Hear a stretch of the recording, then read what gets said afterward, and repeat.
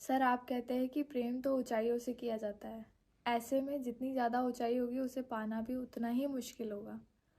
और आप कहते हैं आकाश से प्रेम करो। आकाश की ऊंचाई तो अनंत है। यदि मैं आकाश को पाना भी चाहूँ तो असंभव है। आकाश की ऊंचाई अनंत है और आकाश से प्रेम किया तो उसे कभी मैं पा ही नहीं सकती। जिसको पाया जा सकता है उसका भोग होता है, प्रेम नहीं। अच्छे से लिखो, अभी लिखिए, कॉपी पेन है तो। प्रेम सिर्फ उसी से हो सकता है जो अनंत है, माने जिसे पाया नहीं जा सकता। जिसको पा लिया वो तो चीज आपके आयाम की होगी, बल्कि आपसे छोटी होगी, आपके हाथ की होगी, आप भोग डालोगे उसको। जिसको पाया जा सकता है, जो अपने ही तल का होता है, उससे प्रेम नहीं होता। उसके प्रति बस आकर्षण हो सकता है, मोह हो सकता है, आसक्ति हो सकती है, और फिर भोग हो सकता है। प्रेम तो उसी से हो सकता है जिसमें इतनी गहराई हो कि आपको खींच ही डाले, आपको अपने में डुबो ही ले। तो प्रेम तो हो ही सिर्फ आकाश से सकता है। प्रश्न आपका ये है कि आकाश से कैसे हो सकता है। मैं कह रहा हूं मात्र आकाश से ही हो सकता है, और किसी से हो ही नहीं सकता प्रेम। पृथ्वी पर भी अगर कभी आपको किसी से प्रेम हो तो जान लीजिएगा कि प्रेम आपको उस पार्थिव शरीर के भीतर के आकाश से हुआ है। ये जो शरीर होता है मालूम है क्या होता है? बाहर से पृथ्वी, भीतर से आकाश। जब आप किसी से प्रेम करें तो पूछिएगा कि उसकी पृथ्वी से प्रेम करा है या उसके आकाश से प्रेम करा है। अगर उसकी पृथ्वी से प्रेम करा है तो बस भोग डालोगे उसको। उसके आकाश से प्रेम करा है तो बस गहरा जाते जाओगे, जाते जाओगे, जाते जाओगे, जाते जाओगे। जितना गहरे जाते जाओगे उतना मिटते जाओगे। प्रेम का यही काम होता है, प्रेमियों को मिटा देता है वो।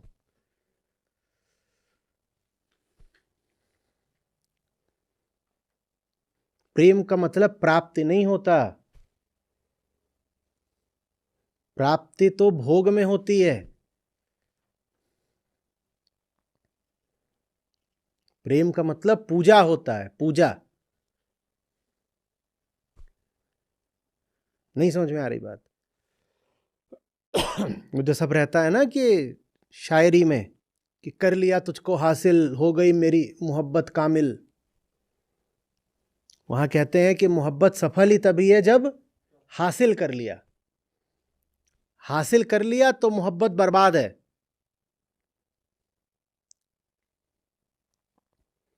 वो बहुत किसी छोटी चीज से आपने मोहब्बत कर ली होगी कि हासिल कर लिया। वास्तविक प्रेम में प्राप्ति जैसा कुछ हो ही नहीं सकता। वहां बस क्या हो सकता है? जैसे किसी ने अनंत सागर में गोता मार दिया हो। वो भी किसने गोता मार दिया है सागर में? नमक के ढेले ने या गुड़ ने, किसी भी ऐसी चीज ने जो घुलनशील है। तो पहले तो गोता मारने में मजा बहुत आ रहा है, और दूसरा गोता मारने वाला घुलता जा रहा है। प्राप्ति क्या होगी? वो नमक का ढेला सागर को क्या प्राप्त करके निकलेगा?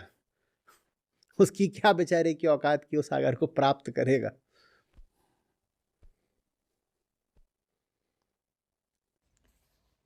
सर, तो आकाश से सभी को प्रेम क्यों नहीं हो जाता?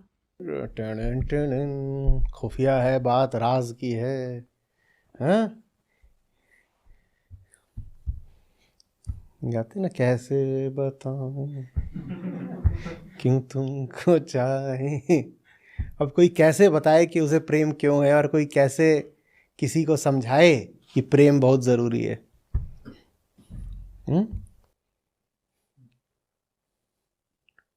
अब जब ये बनेगा वीडियो तो उसमें केवल और लगा देगा, हो जाता है कैसे प्यार न जाने कोई। खैर छोड़ो, ये तो फिल्मी बातें हैं। आप प्रेम के ऊपर पता नहीं कितना कूड़ा कचड़ा लाद देते हो। प्रेम तो सबको होता है। प्रेम नहीं होता तो इतने परेशान क्यों रहते? आपको जो प्रेम है ना, वही तो आपको विकल्प, परेशान, बेचैन करे रहता है। और क्या चीज़ है आपकी परेशानी? आपका जो प्रेम है ना, अभिव्यक्त नहीं पा रहा आप, इसीलिए तो परेशान रहते हो।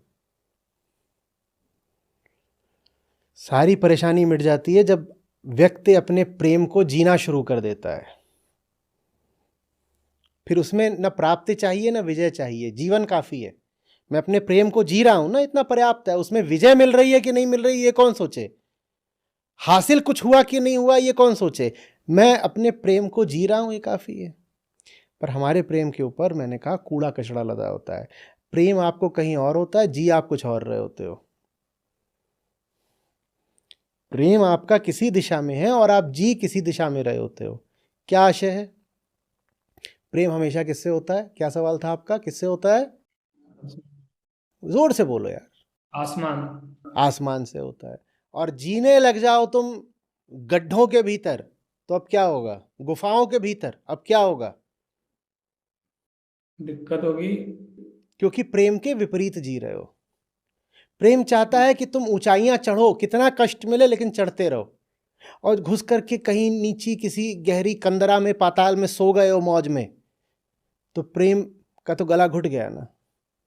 लेकिन प्रेम के विपरीत जाने में आराम बहुत है और आसानी बहुत है।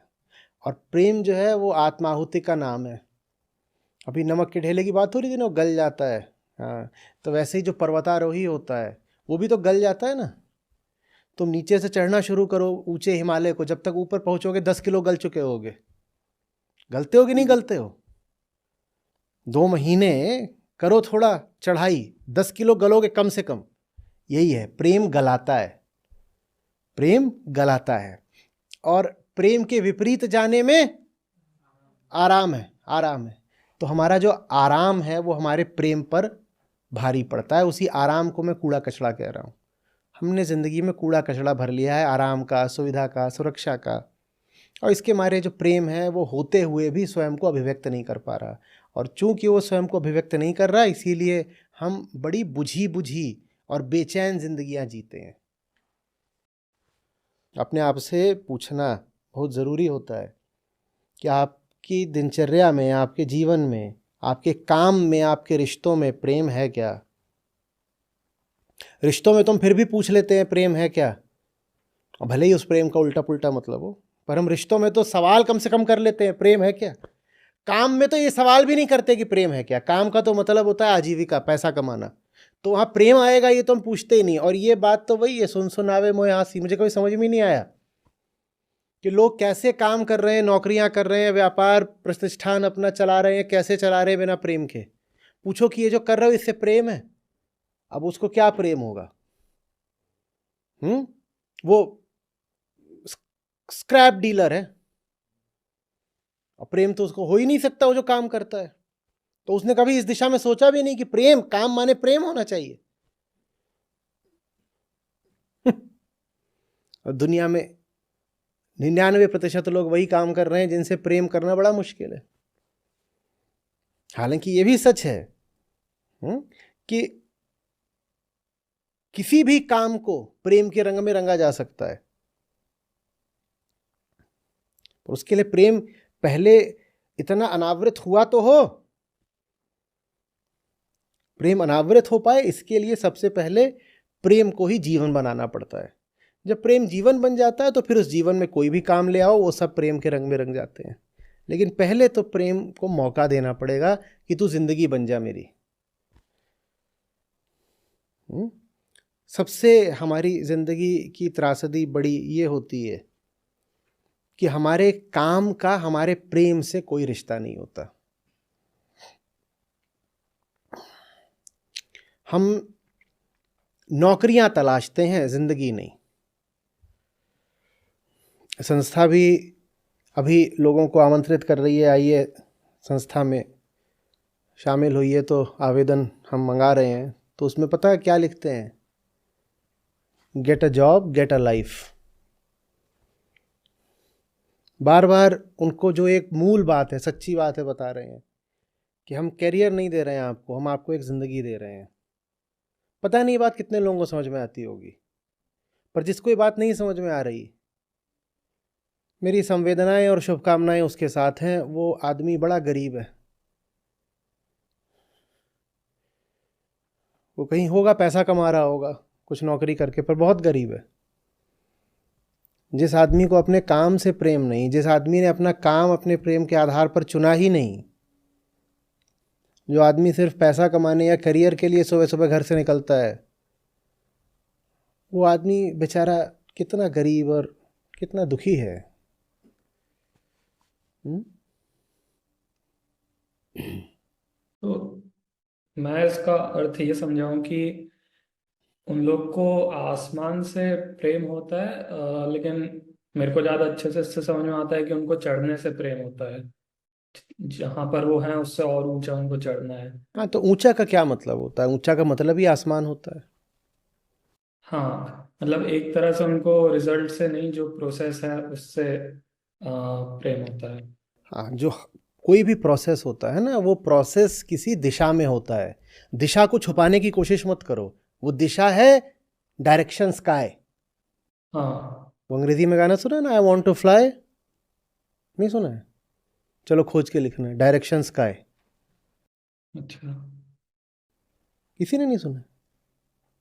देखो, राघव ने सुना। तो डायरेक्शन स्काई होनी चाहिए। डेस्टिनेशन स्काई तो कभी भी हो भी नहीं पाएगी, पर डायरेक्शन स्काई तो रखो कम से कम। चुनाव होता है ये कि प्रेम चाहिए या आराम चाहिए। साजन और सुरक्षा एक साथ नहीं मिलते। कबीर साहब का है, लेंगे इसको संसरिता में कभी, कि या तो अब मैं साजन को पालूं या अपना दामन बचा लूं। इस पर एक शेख फरीद का भी है बहुत सुंदर, कि बारिश हो रही है और वहां पर पिया खड़े हुए हैं, मुझे बुला रहे हैं, और उनसे मिलने को निकलती हूं तो पक्का है कि मेरे कपड़ों पे कीचड़ लगेगी। जब मेरे कपड़ों पे कीचड़ लगेगी तो समाज मुझसे पूछेगा तेरे कपड़े दागदार कैसे हो गए। तो मैं क्या करूं? ये वाला खोज के लिखना। चुनाव चुनाव चुनाव, तुम्हें चुनना है। घाटियों में आराम है और चोटी पे राम है। तुम देख लो तुम्हें क्या चाहिए।